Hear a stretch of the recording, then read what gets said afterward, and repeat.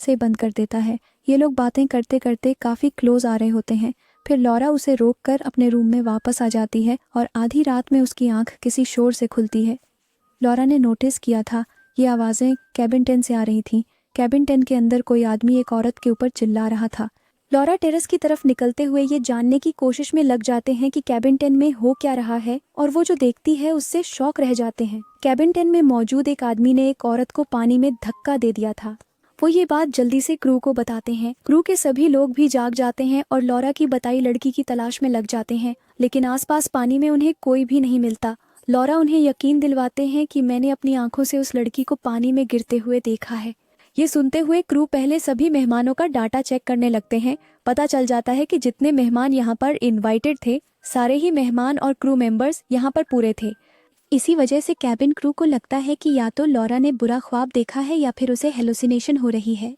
Laura अभी भी sure थी कि कैबिन 10 में से कोई गिरा था। क्रू के लोग उसे बताते हैं कि कैबिन 10 तो कभी खुला ही नहीं। वो कहते हैं डिनर पर जाने से पहले कोई मेरा पीछा कर रहा था। मैं खुद छुपने के लिए कैबिन 10 के अंदर गई थी। कैबिन 10 खुला हुआ था और मैंने वहाँ पर एक लड़की को शॉवर लेते हुए भी देखा था।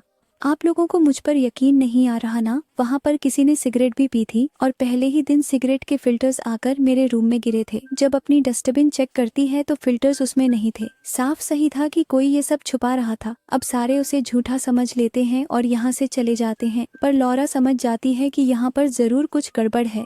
सुबह होते ही वो ये सारी बात इस यॉट के मालिक रिचर्ड को बताती है। लॉरा के कहने पर रिचर्ड पूरे क्रू को बुलाता है, सारे ही गेस्ट की लिस्ट चेक करता है, सीसीटीवी फुटेज देखता है, लेकिन रात की ही तरह उसे भी लॉरा की बात पर यकीन करने के लिए कोई सबूत नहीं मिलता। कंफ्यूज होके अब वो एंड के पास चली गई थी। वो एन को ये सारी बातें बताते हैं, लेकिन आज तो एन का भी बिहेवियर उसके साथ काफ़ी अजीब था। एन उससे कहती है, मैं आज मेडिसिन ले चुकी हूँ और अब मुझे किसी की भी कोई बात समझ नहीं आएगी, मैं सोने जा रही हूँ। परेशान होकर लॉरा अपने फ्रेंड के पास आ जाती है और उसे सब बातें शेयर करती है। तो बेन उससे कहता है, प्लीज़ लॉरा, तुम इन सब के चक्कर में मत पड़ो।